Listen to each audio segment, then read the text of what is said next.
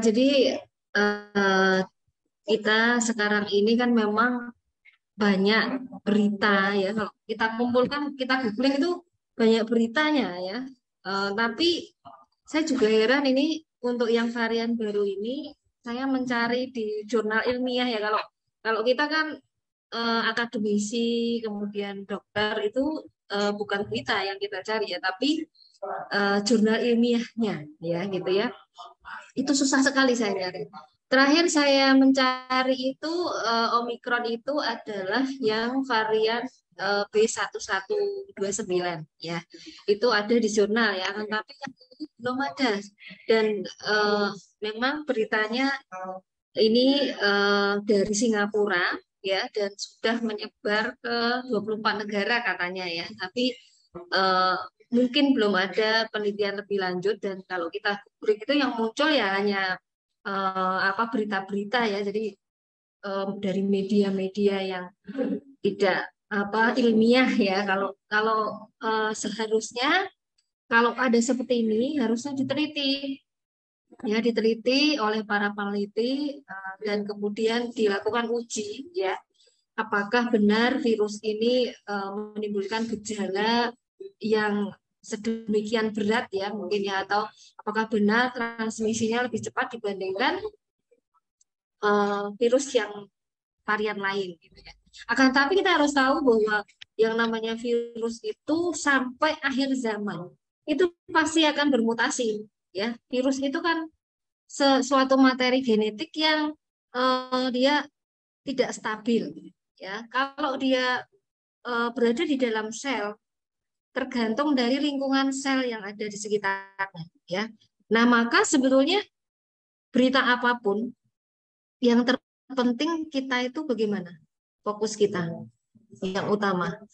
Fokus kita adalah memperbaiki lingkungan sel kita. Ya karena virus masuk kalau virus nggak masuk sel itu dia nggak akan bisa apa-apa ya virus itu baru bisa melakukan sesuatu atau berdampak pada seseorang itu bila dia bisa masuk sel gitu ya nah kalau sel kita itu baik kondisinya antar sel itu baik ya sebetulnya virus yang menginfeksi sel pun itu bisa dieliminasi oleh eh, sistem imun ya kan kita ini bukan hanya terdiri atas sel yang mudah diinfeksi oleh virus tapi juga mempunyai lingkungan sel yang mempertahankan agar virus tidak masuk ke dalam sel dan virus tidak menginfeksi sel lebih lanjut gitu. Nah, maka fokus kita jangan pada virusnya ya, tapi pada bagaimana kita mengenali diri kita ya ketika sakit ya. Kemudian kita berisiko terkena gejala berat atau tidak dan mencegahnya gitu kan. Jadi kita harus mencegah supaya kita mengalami gejala yang berat karena yang namanya virus transmisinya mungkin bisa dikatakan cepat gitu ya. Tapi kalau sistem imun kita baik sebetulnya dia bisa kita atasi ya karena kuncinya adalah pada sistem imun. Ya jadi ini memang banyak berita ya akan tetapi secara ilmiah harus ada bukti ya. Nah, bukti ini tidak semudah kita hanya menemukan virusnya. Akan tapi harus diuji ya, diuji dengan cara membuktikan beberapa teori tentang penyebab penyakit itu terbukti ya dan itu bukan hanya pada sel yang harus dibuktikan ya akan tapi juga sampai ke hewan ya jadi nanti virus itu harus diisolasi kemudian disuntikkan kepada hewan nah hewan yang disuntikkan virus ini harus sakit seperti manusia sakit ya nah Omikron XBB ini belum ada penelitian sampai membuktikan eh, teori-teori tentang penyakit karena virus itu terbukti 100% ya maka kalau seperti ini ya nggak usah stres ya nggak usah stres mendengarnya karena dalam sejarah virus yang namanya virus corona sebenarnya virus corona itu ada banyak ya dan sejak tahun 1937 sudah diketahui ada banyak varian ya kita mengenal banyak virus corona di sini ada varian, sebentar. Ini ada grup 1, grup 2, grup 3. Nah, yang namanya Omikron, Omikron itu masuknya ke grup yang 2, ya. Dia turunan dari SARS-CoV. Nah, SARS-CoV ini ada SARS-CoV-1, SARS-CoV-2, nah lalu ada eh, Omikron, terus ada Delta, ada Omikron sendiri ada banyak sekali gitu ya. Ya karena memang yang namanya virus itu selalu bermutasi gitu ya. Nah, Omikron yang pertama kali itu ditemukan sekitar bulan Februari itu di Afrika, ya, Afrika Selatan. Diketahui cepat menyebar tapi gejalanya lebih ringan. Tapi di sini ada mutasi lebih banyak ya, dan itu tidak bisa dideteksi dengan PCR. Nah, lalu yang Omikron XBB dan lain-lain lah yang terbaru, entah apa namanya, saya juga nggak mau mengingatnya. Ya, itu ada Singapura, Filipina, dan 24 negara katanya ya. Dan di Indonesia terakhir Jakarta berapa kasusnya kemarin? 38 ya. Jakarta 38, 38 atau berapa? Yang terakhir sepertinya 38 dan sepertinya dari Kementerian Kesehatan menyampaikan untuk kembali apa mewaspadai dengan meningkatkan PPKM ya sepertinya ya. Nah, nah sekarang kita fokus kepada diri kita ya, mengenali diri kita. Sebetulnya yang namanya infeksi virus yang utama itu adalah sistem imun kita, respon imun kita. Dulu kita mengenal ada SARS-CoV-1 yang dikenal SARS-CoV pertama itu namanya SARS-CoV ya, SARS-CoV-1 sebenarnya. Lalu SARS-CoV-2, nah lalu MERS-CoV ya. MERS-CoV ini lebih berbahaya lagi nih. MERS-CoV itu kalau sudah kena biasanya langsung gejalanya berat dan meninggal ya. Case fatality rate-nya itu sampai dengan 34% ya. Sedangkan SARS-CoV-1 dan SARS-CoV-2 lebih rendah ya.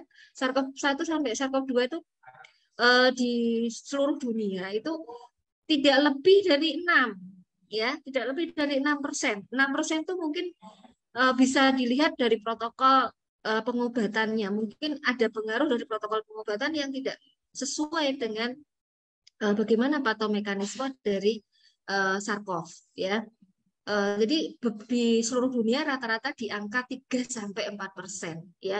Sedangkan MERS-CoV ini malah justru lebih berat ya. MERS-CoV ini kalau orang sudah kena seringnya dia langsung bisa menyebabkan gagal ginjal, menyebabkan diare, pneumonia yang berat. Dan case fatality rate-nya pada saat itu sekitar 34%. Nah, kalau kita lihat bagaimana mekanisme penyakitnya, sebetulnya dari bukti-bukti yang sudah ada, baik itu pada SARS-CoV-1 maupun SARS-CoV-2 itu punya kemiripan, ya terutama SARS-CoV-1 dengan SARS-CoV-2 dan Omikron lah. Sebenarnya gejalanya hampir-hampir sama ya, cuma memang biasanya Omikron ditemukan dalam kondisi sudah berat karena orang tuh kalau kena flu-like syndrome itu udah nggak pengen mikir lagi ya, pengen mikir lagi ini COVID apa bukan ya, biasanya mereka santai aja, yang penting mereka makan sesuatu yang bisa meringankan flu-like syndrome-nya kan gitu. Jadi kalau dulu kan kita kalau setiap kali ada gejala flu langsung panik gitu ya, langsung panik, kemudian langsung kita melakukan pemeriksaan swab dan sebagainya. Nah, kalau sekarang orang yang datang ke rumah sakit itu cenderung dia yang sudah berat, ya. Nah, sebetulnya yang berat-berat itu salah satu yang berperan adalah karena respon tubuhnya itu terlalu hipersensitif, ya. Ini secara logika yang mudah, ya. Tungau atau debu lah. Debu itu kalau bagi sebagian besar orang, debu itu kira-kira menimbulkan sesak napas yang sampai ke asma nggak? Enggak kan ya? Jadi debu pada orang yang normal-normal saja, tidak hipersensitif, dia akan menanggapinya hanya dengan bersin kan gitu ya. Nah, tapi pada orang yang asma, dia akan menjadi sesak napas dan bahkan bisa mengalami serangan asma yang akut yang bisa menimbulkan kematian. Nah, demikian juga sebetulnya penyakit virus seperti Omikron ya, termasuk SARS-CoV, bahkan termasuk flu biasa ya, flu biasa kalau kita mengenal ada beberapa virus yang menyebabkan flu-like syndrome ya. Ada adenovirus, kemudian ada rhinovirus, ada influenza A, influenza B ya. Rata-rata yang mereka yang berat-berat itu yang menderita sampai pneumonia, sampai ada gejala-gejala yang berat yang lain atau sampai menimbulkan yang namanya multi organ dysfunction adalah orang-orang yang dia punya hipersensitivitas ya. Lalu yang kedua, dia punya gangguan metabolik yang berkaitan dengan yang terjadi pada usus terutama ya, ada dysbiosis ya. Dan ini menimbulkan akhirnya apa? Gambaran dari penyakit COVID maupun penyakit Omikron ya, yang karena Omikron itu bervariasi. Ya, ada yang dia terpapar tapi ya sehat-sehat saja gitu ya. Ada yang dia gejalanya hanya kayak flu ya biasanya 3 hari sudah membaik ya. Lalu ada yang ringan ya, ringan tuh biasanya ya sembuh sendiri ya. Kemudian yang sedang mungkin dia sedikit ada masalah, misalnya setelah 5 hari dia tidak membaik ya, jadi harus minum obat dan sebagainya ya. Lalu yang berat ini yang sampai menimbulkan gejala, terutama kalau dalam penelitian yang saya lakukan adalah dia sampai sesak dan dia mengalami diare. Ya, jadi hati-hati kalau ada gejala sesak dan diare. Itu menunjukkan bahwa kita mempunyai hipersensitivitas ya, atau mungkin juga punya penyakit-penyakit penyerta yang kita harus waspada. Itu akan menimbulkan gejala yang lebih berat. Nah, maka kalau kita sudah ada sesak dan ada diare ya, kita harus mencari pertolongan segera. Dan perlakuannya sebenarnya hampir mirip dengan kalau kita mengalami asma ya. Jadi kalau kita asma yang kita ambil tentunya adalah obat-obatan pereda sesak napas ya, misalnya kayak bronkodilator yang biasa digunakan ya, seperti misalnya salbutamol ya. Semua yang kita punya di rumah, misalnya kita punya inhaler ya, segera gunakan ya inhaler itu. Atau kalau misalnya kita sudah nggak bisa pakai inhaler ya, pakainya sudah misalnya menggunakan kortikosteroid seperti metilprednisolon atau menggunakan yang lokal ya, semprot lokal metilprednisolon atau nebulizer, itu insya Allah bermanfaat. Jadi pada saat sesak gunakan obat-obat yang meredakan sesak, kemudian gunakan oksigen ya, oksigen. Kemudian juga kita bisa sebetulnya meredakan sesak dan kecemasan, karena kecemasan itu juga menimbulkan jadi berat ya, karena kalau kita cemas akhirnya kita stres akhirnya sistem imun jadi lemah. Nah, itu gunakan metode stimulasi nervus vagus seperti yang sering saya ajarkan ya. Jadi tarik napas pelan-pelan ya, lepaskan melalui mulut ya, pelan-pelan. Tarik napas dalam-dalam, tahan ya sekitar 4-7 detik, lalu lepaskan pelan-pelan. Nah, itu sebenarnya adalah salah satu usaha untuk merangsang yang namanya saraf nervus vagus, yang dia akan meredakan peradangan, meredakan stres, dan meredakan gejala-gejala yang berat seperti sesak ya, kemudian diare ya.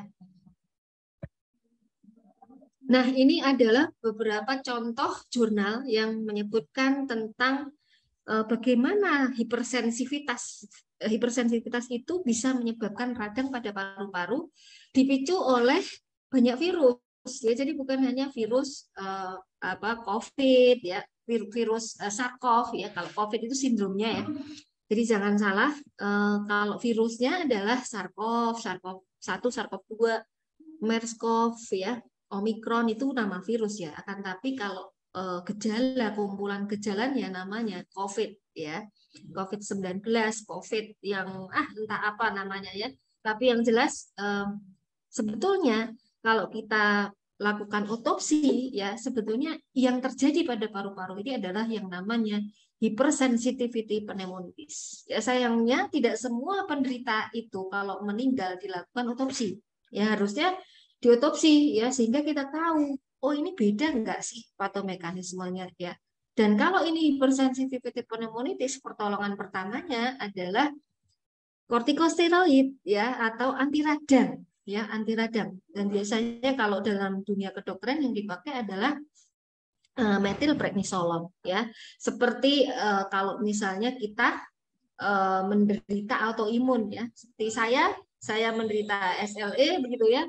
Kalau dalam dunia medis SLE itu pengobatannya adalah kortikosteroid yang menekan peradangan karena penyebab penyakitnya adalah ini. Akan tetapi memutuskan ini hipersensitivitas atau bukan tentunya kita nggak bisa sendiri. Ya kita harus tetap berobat pada yang ahli agar kita tahu oh iya benar ini hypersensitivity pneumonitis ya, bukan karena misalnya radang karena infeksi ya, karena kalau radang karena infeksi bakteri misalnya ya, nah itu harus diberi antibiotik. Nah maka dalam protokol-protokol pengobatan seperti WHO ya pernah memberikan revisi ya bahwa pada kasus hypersensitivity pneumonitis sekarang protokolnya adalah pemberian kortikosteroid, sedangkan kalau ada bukti ada infeksi sekunder oleh bakteri misalnya baru diberi antibakteri sesuai dengan yang hasil yang sensitifnya ya. Jadi pemberian antibiotik itu nggak bisa sembarangan ya, karena pemberian antibiotik pada infeksi virus itu bisa memicu disbiosis yang justru akan memperberat penyakit ini. Dan seperti dulu azitromisin, levofloxacin itu sudah tidak lagi dipakai. Ya, kenapa? Karena ternyata justru yang namanya azitromisin dan levofloxacin itu dia memicu disbiosis yang akhirnya malah menimbulkan hiperinflamasi, peradangan yang sangat berlebihan yang akhirnya menimbulkan penyakit itu menjadi lebih berat ya. Maka sebaiknya kalau kita sakit flu-like syndrome jangan buru-buru minum obat antibiotik ya, nggak boleh sembarangan minum obat antibiotik ya, kecuali terbukti secara laboratorium bahwa ada infeksi bakteri ya. Nah, ini gambaran perubahan pada paru ya, di mana gambarannya menunjukkan bahwa itu adalah peradangan karena reaksi respon imun dari penderita, ya bukan karena virusnya secara langsung. Jadi kerusakan sel itu kan bisa terjadi melalui dua cara. Yang pertama karena efek dari virusnya atau bakteri gitu ya, secara langsung. Yang kedua adalah karena peradangan respon terhadap virus tadi ya, respon tubuh kita sendiri gitu ya yang terlalu hipersensitif tadi. Nah, kalau kita melihat gambaran ini ya, ini menunjukkan bahwa ini bukan karena efek virus langsung ya kan, tapi karena respon tubuh kita ya, artinya bahwa ini bukan virusnya yang ganas tapi apa, tubuh yang terlalu hipersensitivitas ya. Maka kalau seperti ini ya obatnya bukan antivirus ya, tapi bagaimana respon tubuh kita ini kita seimbangkan, kita kontrol supaya dia tidak terlalu berlebihan ya, tidak terlalu berlebihan. Jadi ini adalah tanda-tanda yang menunjukkan bahwa di sini ada peradangan yang terjadi akhirnya membentuk kematian sel dan juga pembentukan yang namanya membran pada paru-paru ya, sehingga paru-paru itu kalau kita foto ronsen itu jadi putih semua, dan akhirnya dia kalau tidak diatasi hipersensitivitasnya bisa menimbulkan gejala sisa berupa fibrosis ya. Jadi ada fibrosis, ada paru-paru itu jadi kayak melekat gitu ya, jadi kayak dia menjadi jaringan-jaringan yang jaringan parut yang tidak bisa mengembang. Yang namanya paru-paru kan harusnya mengembang, mengempis, gitu ya. Ini nggak bisa lagi akhirnya. Ya, maka jangan heran kalau orang sudah sembuh dari COVID, dia ada yang paru-parunya jadi rusak ya, karena memang sebetulnya yang merusak itu tadi karena reaksi respon imun tubuhnya yang terlalu berlebihan ya. Nah, ini beberapa gambaran tentang bagaimana progresivitas dari penyakit itu sebetulnya dipengaruhi bukan hanya oleh patogen ya, oleh virus ya, karena tapi juga oleh pengobatan ya, antibiotik, mungkin kita menggunakan imunosupresif drug ya, atau terapi-terapi yang lain. Dan bisa jadi malah justru pengobatan yang salah bisa memperparah ya, bisa menimbulkan disbiosis ya. Maka nggak boleh sembarangan beli obat tanpa resep dokter ya. Jadi kalau kita sakit itu ya usahakan kalau mau mengkonsumsi obat harus konsultasi dulu pada dokter ya, nggak boleh sembarangan. Nah, ini gambaran kalau kita minum antibiotik pada saat kita kena influenza ya. Jadi penggunaan antibiotik pada saat infeksi virus itu sebenarnya nggak butuh antibiotik ya, kecuali kalau ada bukti bahwa ada infeksi sekunder eh, apa dari bakteri ya. Nah, kalau infeksi karena virus seperti influenza, maka sebetulnya di sini yang terjadi ada perubahan pada usus ya, di mana ususnya ini banyak bakteri-bakteri yang berkurang. Contohnya adalah lactobacillus. Ini hampir mirip. Jadi semua flu-like syndrome rata-rata yang kekurangan adalah lactobacillus, dan pada orang COVID ditambah lagi ada yang namanya bifidobacterium ya, bifidobacterium longum ya, di mana bifidobacterium longum ini adalah bakteri inti yang melapisi uh, lapisan usus kita sehingga virus tuh nggak bisa masuk gitu ya, nggak bisa melekat pada sel kita. Nah, pada orang-orang yang dia sakit flu-like syndrome lalu dia konsumsi antibiotik, padahal sebetulnya dia nggak butuh antibiotik, yang terjadi akhirnya apa? Sistem imunnya justru menurun, ya, justru menurun.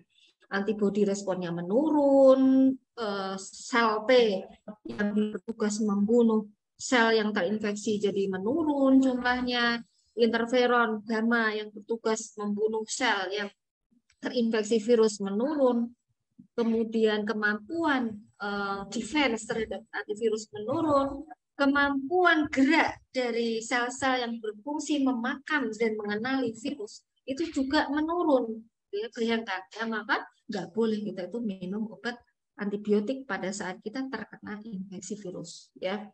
Nah, kita harus menyadari ya, kita ini adalah ekosistem ya, ekosistem yang dipengaruhi oleh lingkungan ya. Maka kalau kita sakit artinya lingkungan kita juga sakit ya. Coba kita perhatikan rumah kita ya, karena yang mempengaruhi kita adalah rumah kita, terutama kita berapa jam tinggal di rumah ya. Demikian juga misalnya kita kerja ya, bagaimana lingkungan kerja kita ya, mungkin kita kerja di ruangan tertutup dengan AC, sirkulasi udaranya kurang, berangkat pagi nggak pernah terpapar sinar matahari, pulang malam ya, kemudian makan sembarangan di kantor. Nah, itu kita perhatikan, kita introspeksi diri ya. Lalu rumah kita di tempat yang perumahan yang padat, nggak ada sirkulasinya, nggak terkena sinar matahari gitu ya, dan pakai AC terus menerus. Nah, artinya harus ada perubahan ya lingkungan. Kita harus memodifikasi lingkungan agar tidak menjadi tempat bagi perkembangan bakteri yang jahat, dan itu menimbulkan disbiosis tadi. Karena sebetulnya tadi masalahnya disbiosis, virus itu bisa menginfeksi kita kalau tubuh kita disbiosis. Kalau kita tidak disbiosis, sebetulnya kita masih bisa mengeluarkan virus ya. Jadi kalau tubuh kita baik-baik saja itu virus nggak akan mungkin bisa melekat ya. Nah, jadi perhatikan lingkungan kita ya. Kalau misalnya rumah kita di tempat yang padat, ya kita harus bikin sirkulasi rumah menjadi lebih baik dengan cara memasang exhaust fan misalnya. Kemudian memberi filter udara ya, kita bisa pakai filter yang dibeli atau dengan filter alami ya. Dengan apa? Filter alami itu bisa dengan tumbuhan ya. Banyak tumbuhan yang dia bisa memfilter udara ya. Contohnya aloe vera, kemudian sansevieria itu lidah mertua ya. Lalu ada beberapa bunga seperti spider plant, terus bunga apalagi ya yang bagus ya, ivy, bunga ivy itu juga bagus ya, yang daunnya seperti ada putih-putihnya dan hijaunya itu ya. Dan carilah bunga-bunga yang dia pada malam hari memproduksi oksigen. Nah, adanya oksigen yang banyak di dalam rumah itu bisa mencegah perkembangan dari bakteri-bakteri yang jahat yang dia akan masuk ke dalam tubuh kita. Ya karena sebetulnya antara virus dengan bakteri itu lebih berbahaya mana? Bakteri apa virus? Bakteri, karena virus itu kalau sudah di luar sel, dia nggak bisa ngapa-ngapain, dia benda mati. Dia itu materi genetik yang mudah rusak oleh sinar matahari, oleh apa namanya sabun, ya. Nah, lalu yang lain lagi yang kita harus perhatikan, kulit kita. Kulit kita jangan sampai terpapar dengan zat-zat yang berbahaya. Kalau selama ini kita selalu disuruh mana? Cuci tangan, menggunakan hand sanitizer gitu ya. Nah, ingat, kulit kita ini ekosistem bakteri juga. Ya, kalau kita menggunakan sembarangan sabun gitu ya, kosmetik kalau perempuan yang nggak sadar kata dia kita itu perempuan pengen cantik pakainya kosmetik gitu, tapi kita nggak tahu komposisi kosmetik itu baik nggak sih untuk lingkungan tubuh kita gitu ya, baik nggak untuk bakteri-bakteri baik kita, nggak pernah mikir ya. Padahal harusnya kita pikir ya. Seperti saya nggak suka pakai kosmetik yang tebel-tebel karena menurut saya itu selain membohongi diri sendiri juga apa namanya itu menimbulkan risiko kita terpapar dengan zat kimia yang dia tidak apa baik untuk lingkungan ekosistem tubuh kita ya.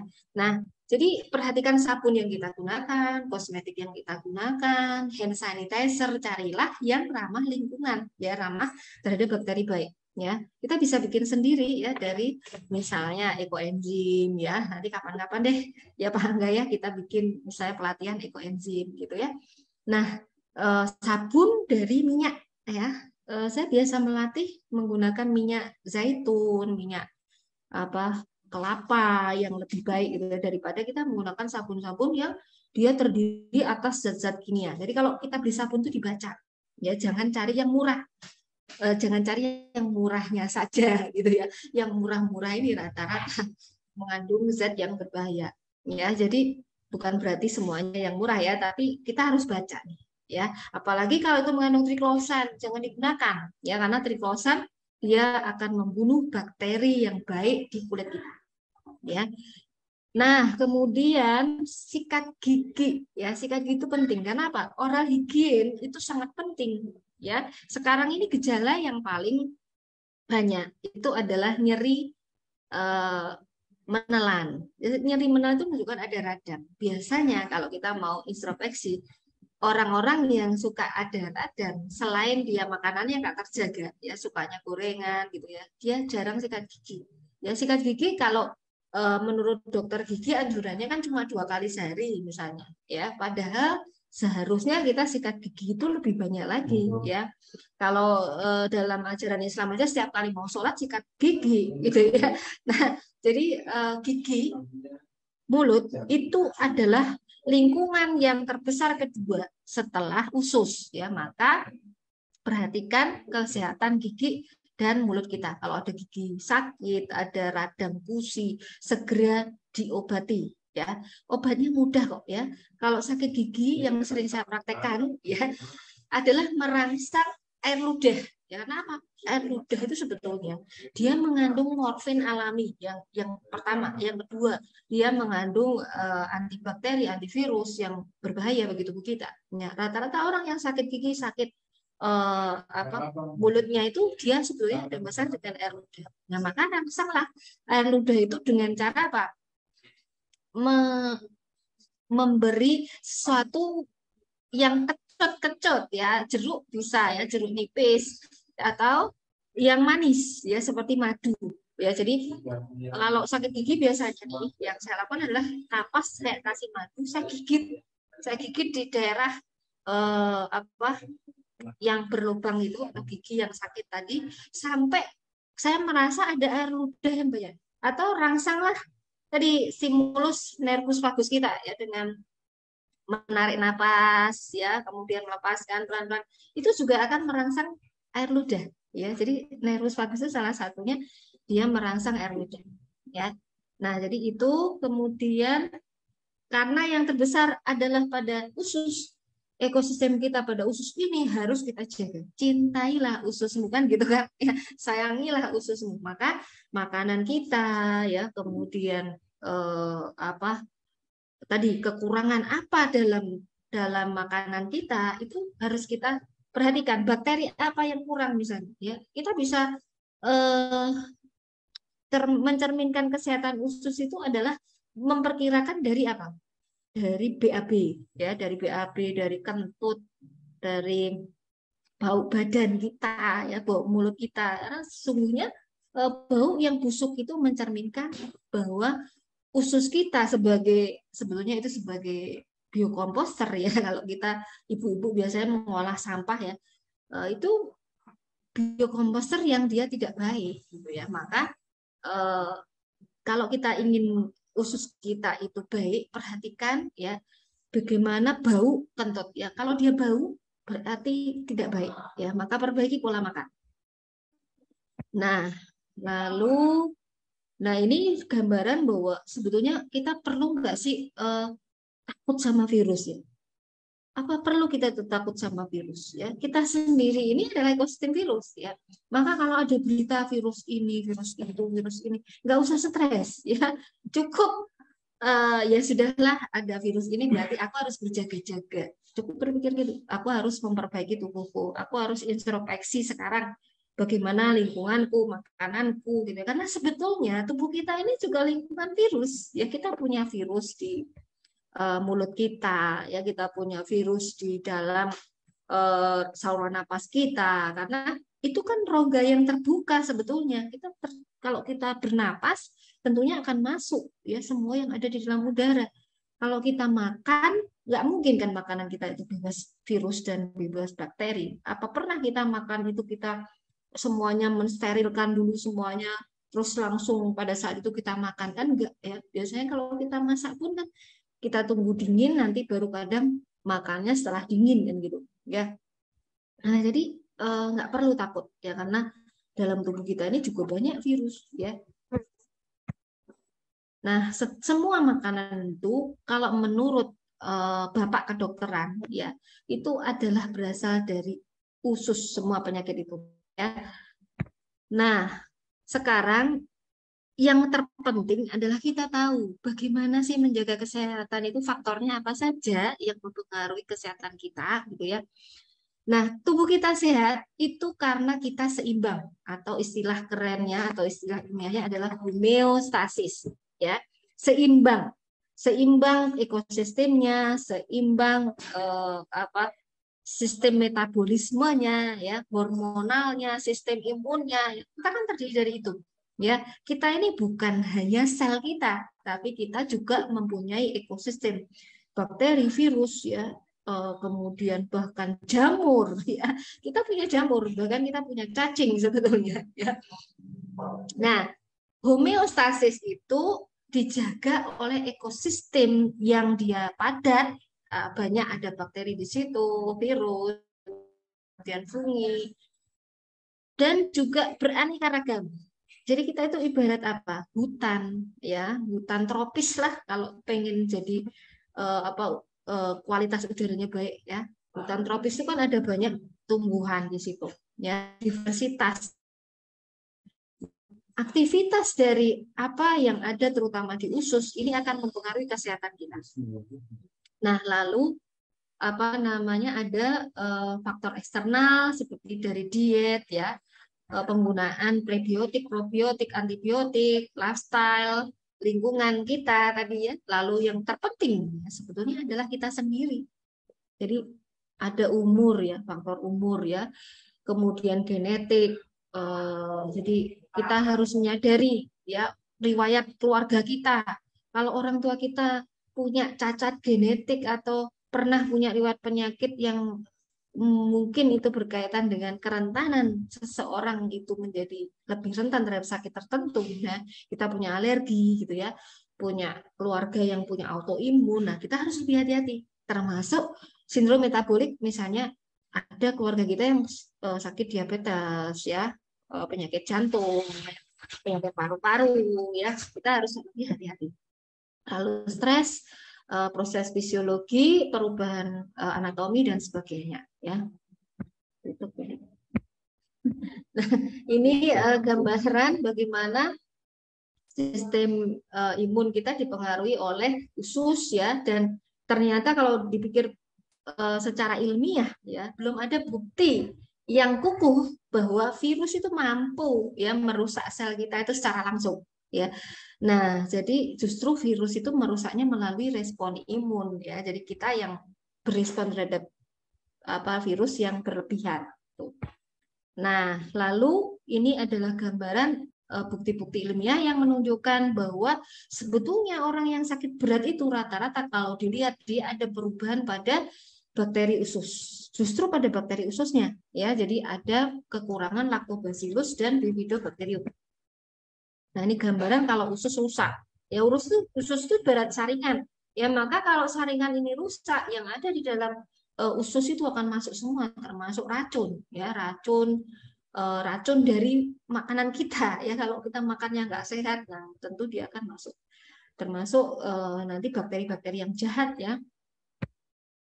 Nah, ini jadi sebetulnya yang terpenting saat ini adalah kita menjaga kesehatan usus ya. Selain tadi kesehatan kulit, kesehatan mulut ya, karena sebetulnya itu yang dia akan mempengaruhi respon sistem imun kita, karena sistem imun kita yang terbesar itu sebenarnya ada pada usus ya. Nah, lalu ini gambaran klinikal manifestasi yang sebetulnya gambaran manifestasi klinik yang hampir sama ya dari semua varian itu ya, nggak beda-beda jauh gitu ya. Maka nggak usah takut kalau ada berita-berita tentang virus baru dan sebagainya ya.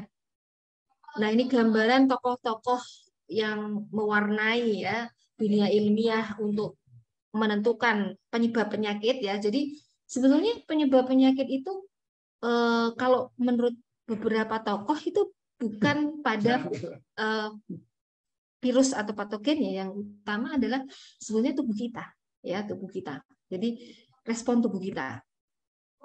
Maka sekarang ini pendekatan pengobatan dan vaksin adalah yang terbaik adalah probiotik ya, probiotik vaksin ya. Ini contohnya Sinvivo ini ya. Nah, lalu kita berharap semoga ini bisa masuk ke Indonesia, karena sebetulnya kalau dia yang memperberat tadi masalahnya di usus ya harusnya vaksin itu ditelan ya. Vaksin itu dari mulut bukan diinjeksi. Ya, ini contoh dia menggunakan Bifidobacterium longum namanya. Ya, jadi dia dimodifikasi menggunakan rekombinasi genetik sehingga bakteri ini bisa membawa spike protein dari virus sehingga tubuh kita bisa mengenali tanpa memicu peradangan. Ya, jadi tidak ada efek samping. Ya.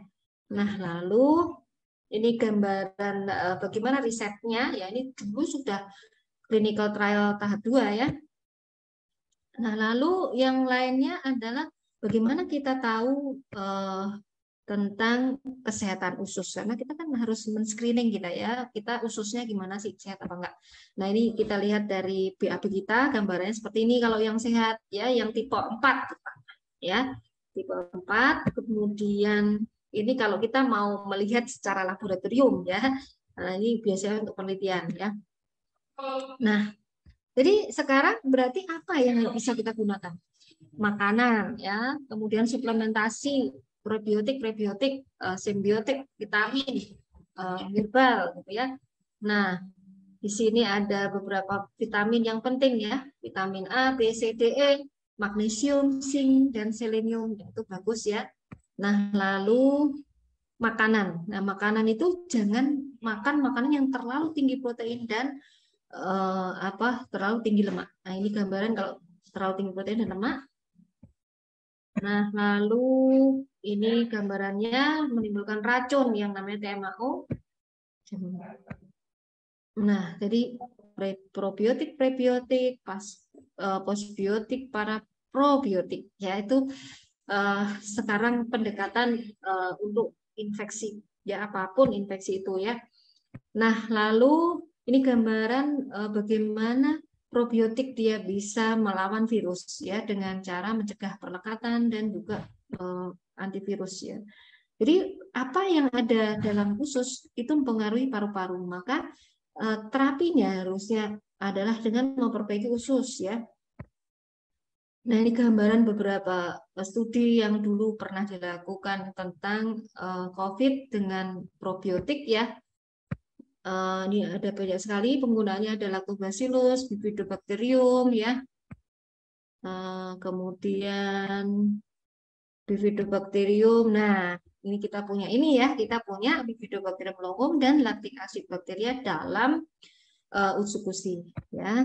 Nah, kandungan yang lain juga bermanfaat di sini ya. Jadi ada kiwi, ada kolagen yang memperbaiki struktur usus ya. Kemudian takara kombu, ekstrak eh, nanas dan lain-lain ya. Ini bisa kita lihat beberapa eh, hipotesa tentang bagaimana eh, nanas ya. Nanas ini bisa mencegah penyakit COVID. Ya, ini sudah ada penelitiannya ya, termasuk kiwi memperbaiki dinding usus ya. Kemudian resveratrol, ya. Resveratrol juga ada dalam usukusi ya. Nah, lalu ini gambaran bagaimana marin algae ya, marin algae takara kombu itu bisa juga untuk COVID ya. Ini contoh bagaimana mekanisme takara kombu dia mencegah perlekatan dari virus ya dan dia membunuh virus. Nah, ini beberapa herbal yang lain yang bisa digunakan termasuk bawang putih ya, jahe. Jadi kalau seperti ini banyak bikin sup yang hangat, banyak jahenya, eh, kasih banyak bumbu-bumbu yang asli ya, jangan pakai bumbu-bumbu yang palsu. Nah, ini lalu kalau yang berat-berat kita butuh ya stem cell ya. Di sini kita ada marin peptida sekretum dari stem cell dari ikan salmon ini juga bisa digunakan untuk menambah manfaat dari usus. Ini bagaimana kolagen memperbaiki struktur usus ya, kemudian peptida pada salmon ya. Ini fluid flow pada ini ya. Jadi kalau kita belajar pada Cina, Cina sendiri juga menggunakan herbal ya, herbal dan juga terapi diet ya. Nah, jadi itu yang bisa saya sampaikan. Nanti kita lanjutkan dengan diskusi. Ya, terima kasih. Silakan dengan diskusinya.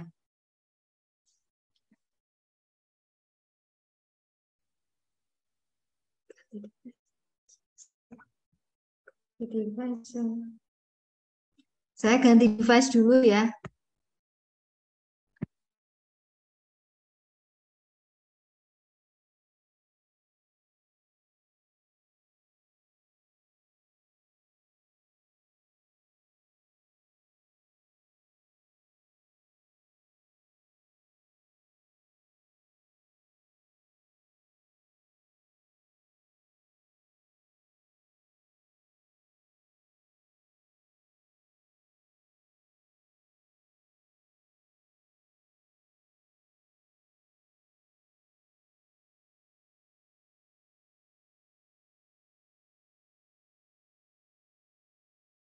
Sebentar ya teman-teman, kayaknya ada gangguan teknis. Bentar.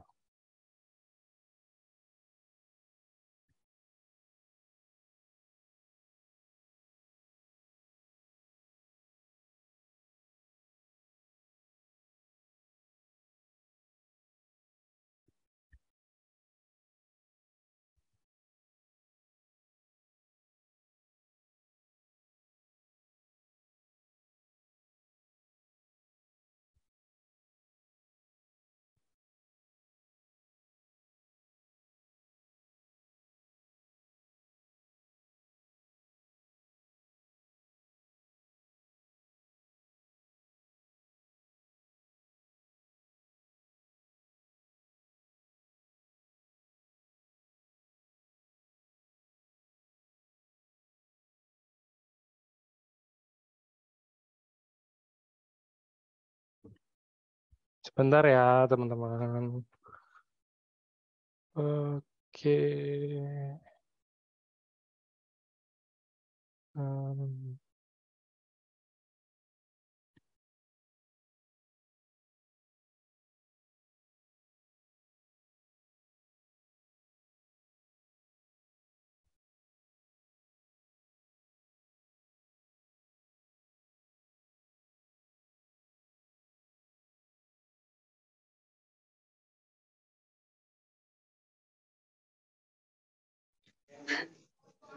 Halo, Halo dok.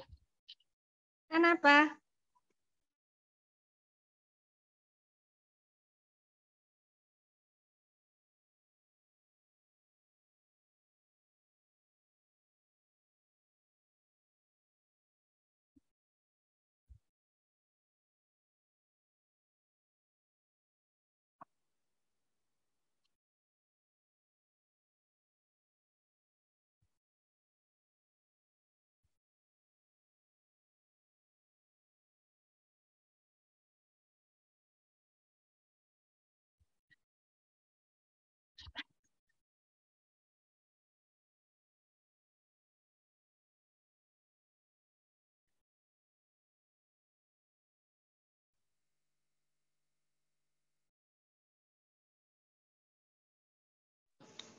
Ada pertanyaan, sepertinya bayi umur 6 bulan ya, muntah darah.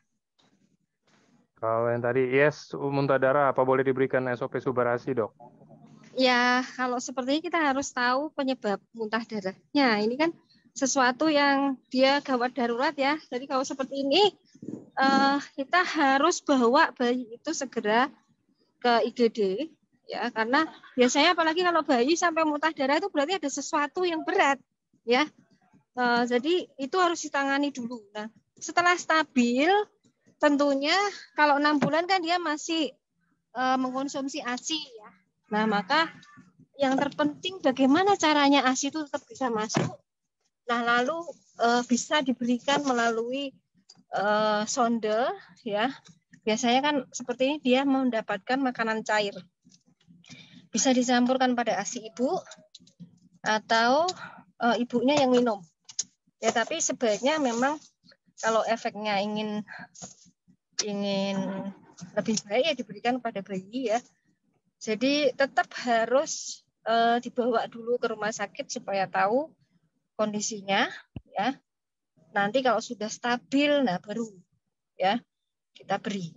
Ya bisa sebetulnya ya, karena SOP ini dari beberapa bukti ya tentang salmon peptida itu sangat bermanfaat ya, termasuk kolagen itu sangat bermanfaat untuk bahkan beberapa kasus dengan gagal ginjal ya.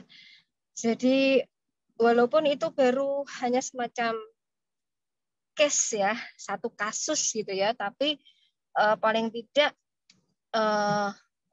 itu menjadi salah satu pertimbangan bahwa bisa menolong lah. Dan itu saya buktikan sendiri pada saya ya. Jadi kalau saya itu dulu terkena lupus itu, gejala yang sangat dominan itu adalah nyeri sendi dan ginjal saya yang kena. Yaitu saya sendiri membuktikan saya mengkonsumsi SOP itu untuk yang kasus yang seberat saya itu bisa gitu ya. Maka harapannya bisa menolong. Dan kalau kita ingin tahu mekanismenya dari yang sudah teliti, tentunya seperti kolagen tadi ya, kemudian marin peptida, alge tadi itu dia bermanfaat sebetulnya ya dalam penyembuhan ya, dalam regenerasi sel maupun mencegah infeksi ya, mencegah infeksi.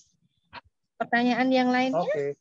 Pertanyaannya ada lagi dok. Ini lumayan menarik. Ini dia bilang kalau misalkan radang karena alergi makanan. Ya, Kebetulan ya. ini makanannya itu coklat. Dan ada amandel dokter. Oh Apakah bisa dibantu mungkin dengan suba atau utsu? ya, dengan usu, dengan suba, insya Allah bisa ya. Jadi eh, karena mekanismenya seperti tadi ya, punya bakteri baik ya, di mana bakteri baik nanti dia akan melapisi dari usus kita ya, sehingga respon tubuh kita yang tidak seimbang. Alergi itu biasanya respon tubuhnya nggak seimbang, ya respon imunnya tidak seimbang. Itu bisa menjadi seimbang, ya. Kemudian kandungan-kandungan seperti nanas, ya, nanas itu kalaupun kita mau mengkonsumsi secara langsung itu baik sekali, ya. Nanas untuk amandel, untuk tonsilitis, untuk peradangan itu bikin aja jus, tapi di apa namanya bonggolnya tetap dimakan, ya. Jadi apa jus nanas tapi bonggolnya di jus. Nah, karena dalam komponen bonggol dari nanas itu dia yang mengandung salah satu komponen penting yang dia bersifat anti radang, ya. Jadi dalam usuk-usik kan ada nanas, ya, ada nanas, ya. Kemudian tadi ada resveratrol yang dia kaya dengan polifenol yang bersifat anti radang, ya. Termasuk juga tadi ada kiwi, ya, ekstrak kiwi, ya. Oke. Oke, semoga menjawab ya tadi yang tanya. Oke, next-nya. Ini beberapa pertanyaan saya gabung, Dok. Jadi mungkin pertanyaannya begini kesimpulannya. Apakah mungkin dengan konsumsi, let's say kita bilang entah Subarasi atau entah Utsukushi, biasanya itu normalnya, apakah mungkin menimbulkan efek samping gitu loh, Dok? Kayak misalkan, contoh karena saya konsumsi Subarasi, aduh perut jadi melilit, atau misalnya saya konsumsi Utsu, aduh perut jadi melilit, atau jadi dada sesek, atau misalkan jadi pala pusing, atau misalkan jadi kaki bengkak, atau misalkan saya jadi gemuk, atau misalkan rambut saya jadi botak, misalkan. Apakah Gitu. ada yang kayak begitu-begitu, Dok? Ataukah mungkin karena pola hidup, atau emang karena produknya aja? Ya, jadi kalau melihat kandungannya, ya kandungannya itu kan dari ikan, ya, dari ikan, dari alge, ya. Kalau ini ya kita punya alergi ikan enggak, ya. Tapi alergi ikan pun biasanya yang memicu alergi adalah apa? Ikan yang dosisnya ya mungkin lebih banyak, ya. Kalau ini kan dosisnya kecil, ya. Dosisnya kecil dan kalau misalnya kok bisa alergi terhadap Utsukushi atau Subarashi, itu sebenarnya yang masalah usus kita. Ya, karena berarti usus kita ada kebocoran. Karena kalau dia nggak ada masalah, tentunya dia nggak alergi. Nah, maka kalau seperti ini jangan langsung stop, ya, tapi coba sedikit dulu dosisnya kecil, ya. Kita namanya desensitisasi, ya. Dosis kecil dulu, lalu nanti ulangi lagi beberapa saat, dosis lagi, ulangi lagi, nanti lama-lama nggak akan alergi dan justru akan memperbaiki alergi. Tidak ada bukti yang menunjukkan bahwa marin, peptida, alge dan lain-lain itu menimbulkan efek samping, ya. Termasuk ekstrak buah, mana ada ekstrak buah menimbulkan efek samping, ya kan? Nah, hanya kalau kita bicara bakteri, ya, probiotik, ya. Probiotik ini memang kalau dia hidup, ya, pada orang yang dia disbiosisnya tipenya adalah tipe yang kelebihan bakteri baik, ada yang kelebihan bakteri baik juga ada, ya. Jadi disbiosis kelebihan bakteri baik, nah itu memang sebaiknya kita harus menstabilkan dulu bakteri baik kita, ya. Jadi kelebihan bakteri baik pun itu ada dampaknya, ya, biasanya, tapi nggak berat sih. Kalau bakteri baik yang berlebihan paling akhirnya kita apa? Kita jadi bloating, ya, kita kayak bergas saja, atau mungkin akhirnya kayak kita jadi kayak orang yang kembung karena perutnya itu bergas, gitu, ya. Nah, kalau seperti itu ya kita harus mulai menstabilkannya dengan cara mengubah pola makan, ya. Pola makan, hindari makanan-makanan yang berserat yang kurang bisa dicerna yang menimbulkan gas. Contohnya apa?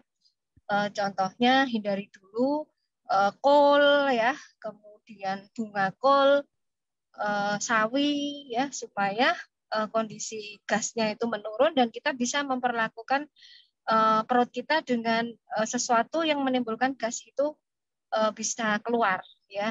Nah, contohnya dengan misalnya mengolesinya dengan air hangat ya, atau mungkin posisi tertentu ya supaya gas itu bisa keluar, contohnya dengan posisi nungging biasanya ya. Nah itu apa namanya, akan mengurangi gejala bloating setelah kita mengkonsumsi probiotik ya. Tapi sampai saat ini belum saya temui ada kasus seperti usi-usi dan subparasi yang menimbulkan bloating ya. Nah kalau misalnya ya, kok habis konsumsi itu kok rasanya diare ya dok. Nah, kita ingat-ingat ya, kita introspeksi dulu ya. Jadi makanan kita bagaimana nih ya? Makanan kita apakah terlalu pedas, apakah kurang sehat, terlalu banyak protein, kurang serat. Nah, apakah mengandung pestisida, mengandung zat-zat aditif yang lain. Nah, kalau seperti ini biasanya ada reaksi istilahnya apa ya? Semacam reaksi regenerasi dan ini reaksi yang membuat sistem imun kita itu kuat gitu ya. Nah, karena sistem kita jadi kuat, kita lebih sensitif terhadap hal-hal yang tidak baik. Nah, maka kalau memang seperti itu ya, hindari makanan-makanan yang kira-kira membuat peradangan ya, yang membuat kita sensitif. Jadi hindari dulu makanan seperti coklat tadi ya, hindari dulu kacang-kacangan, hindari dulu makanan yang pedas, yang tadi sayur-sayur yang bergas dan sebagainya. Ya, jadi makanannya harus kita jaga yang memang mendinginkan ya, mendinginkan. Nah, jadi food combining itu perlu ya, kita perlu tahu ilmu food combining. Misalnya ya, kurma itu makanan yang baik untuk bakteri baik kita ya, tapi kurma itu menjadikan panas gitu ya, pada memproduksi panas. Nah, maka untuk mendinginkan kurma itu dimakan dengan mengkombinasikan kurma dengan semangka, atau mengkombinasikan kurma dengan ketimun ya, mengkombinasikan kurma dengan keju gitu ya. Jadi kita harus tahu ilmu makanan ya, bagaimana misalnya makanan yang panas tipenya didinginkan dengan makanan lain yang mendinginkan. Nah, kalau untuk yang mendinginkan itu contohnya apa? Pisang ya, pisang godok atau pisang dibikin setop ya. Setop itu biasanya kan kita menggunakan apa? Cengkeh ya, menggunakan apa?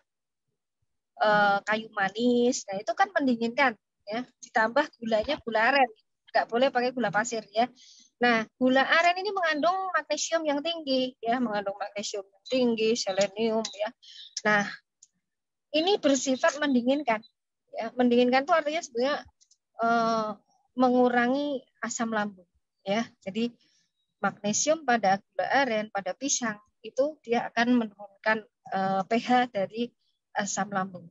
Nah, sehingga kalau untuk orang-orang yang seperti itu dia bisa radangnya itu berkurang. Itu. Jadi kalau kita diare, pertolongan pertama kita bisa kita beri dengan tadi mengkonsumsi setop ya, setop pisang ya, atau bisa juga misalnya dengan jahe ya, kita merebus jahe geprek itu ya, kemudian dikasih serai atau dikasih laos ya, tambah dua kelingking serai, ditambah 1 jempol jahe dan 1 jempol laos, direbus ya. Kemudian setelah itu dikasih gula Jawa atau madu, silakan ya. Ada pertanyaan yang lain? Oke.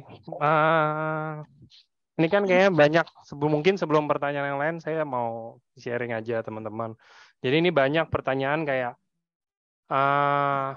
habis konsumsi itu kayaknya banyak masalah kesehatan gitu ya. Nah, saya cuma mau sharing teman-teman. Maksudnya gini, bukan untuk overclaim dan lain-lain, mungkin nggak cuma produk AFC doang ya. Maksudnya untuk semua produk juga, apalagi yang udah ada BPOM tentunya. Ini semua produk teman-teman kita nggak didesain, kita nggak dibuat, kita nggak diuji dan lain-lain, dan udah nggak bisa dipasarin kalau misalkan setelah dites itu menimbulkan efek samping gitu loh teman-teman. Pasti semuanya kan kayak memberikan manfaat positif tentunya, pastinya. Nah, jadi kalau untuk misalkan kayak, oh anak saya setelah konsumsi ini perut melilit atau misalkan apa-apa segala macam kayak gitu, itu yang tadi udah dijelasin sama dokter Susi, maksudnya mungkin balik lagi kita harus cek ke tubuh kita juga gitu loh. Maksudnya apakah di tubuh kita ini semuanya normal ataukah tidak gitu kan. Dan yang kedua, kayak misalkan kita di dalam subarasi ini, kita kandungan bahan aktifnya itu ada marine peptide, ada salmonellophary peptide, terus ada fruit flow, dan ada lain-lain fruit flow yang dari tomat dan lain-lainnya gitu kan. Sekarang misalkan gini, saya udah tahu saya ada alergi tomat misalkan. Walaupun jumlahnya sedikit deh kita bilang, walaupun kan di Suba itu juga kita nggak yang kayak kita makan makan tomat 1 kilo mungkin setiap hari atau yang kayak gimana gitu, atau mungkin cuman asal ada aja, atau mungkin dengan takaran yang tepat untuk manfaat positif udah bisa gitu loh di dalam satu saset Subarasi. Kalau misalkan kita udah tahu kita misalkan alergi contoh, ya udah ya kalau udah tahu alergi terus kita masih konsumsi kan berarti sekarang sebenarnya masalahnya bukan di produknya, bukan di tubuh kita, masalahnya di kita sebenarnya kan. Kayak saya udah tahu nih saya alergi gado-gado, terus saya pesan gado-gado, cabai 7 deh misalkan, habis itu saya makan. Terus saya kenapa-napa. Ya itu kan berarti emang saya yang cari penyakit teman-teman sebelumnya. Bener dong. Nah, untuk itu gimana? Makanya dokter Susi itu saya selalu ingat sering banget bilang, oke, untuk mengetahui gimana caranya, apakah kita mungkin alergi atau enggak, atau mungkin kita cocok atau tidak dengan produknya, karena produk juga cocok-cocokan. Saya nggak bilang pasti cocok banget ke teman-teman semua juga, karena tubuh manusia beda-beda. Cuman gimana caranya? Teman-teman mulai dengan takaran terkecil, bener ya dok ya? Jadi mulai dengan, Benar. Jadi nah, alergi itu bisa kita desensitisasi namanya. Kan tadi sensitivitas kan. Kita mm-mm. sensitif berarti sama ikan tadi kan ya. Nah, sensitif pada ikan itu kan sebenarnya khusus khusus kita yang mengalami leaky gut namanya. Nah, seperti itu kita bisa mendesensitisasi dengan cara kita mengurangi sensitivitasnya itu dengan cara memaparkan dengan dosis yang kecil tapi berulang gitu ya. Jadi misalnya hari ini nih satu saset, Mbak kurangi dulu setengah, nanti coba lihatnya. Kalau misalnya tidak ada reaksi, ini lagi ya setengah saset. Jadi dosis kecil dulu, ulangi gitu. Ya kalau ternyata kok setengah saset masih diare nih, tapi pereda kurangi dosisnya, diulangi. Begitu Yes. terus sampai habis itu nggak ada diare. Nanti coba tingkatkan lagi gitu. Oke. Oke, nah kira-kira kayak begitu teman-teman. Itu intermezzo aja sih, maksudnya sebelum kita next ke pertanyaan berikutnya, karena kan banyak banget nih yang tanya, yang oh kayaknya banyak banget kayak kalau orang baru masuk nih kayaknya kayak, oh banyak ya yang efek samping ya apa segala macam kayak gitu. Ya balik lagi, nggak mungkin kita memberikan efek samping kan, kita udah jelasin semuanya manfaat-manfaatnya, bahkan patennya, uji klinis dan lain-lainnya semua juga untuk dari bahan aktif. Oke, next. Dok, untuk kalau misalkan saya ada asma, kira-kira konsumsinya tuh yang apa ya, Dok? Asma ya. Ya, Yes. jadi asma itu kita harus mengenali pemicu. Ya, jadi modifikasi lingkungan itu penting ya. Nggak boleh kena debu, nggak boleh. Jadi selain makanan kita jaga, lingkungan kita ya jangan sampai ada debu di kamar ya. Kemudian bagaimana mengatur ruangan supaya ruangan itu tidak menampung debu. Ya.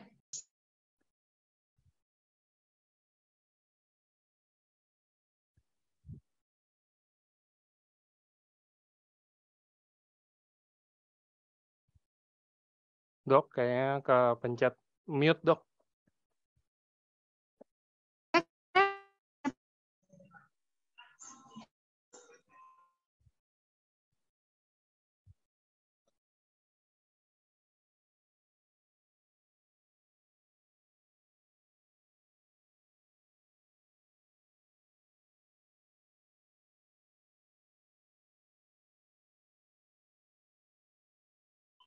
Baik, kalau nggak ada Yes, pertanyaan, yes. mungkin kita tutup dulu ya.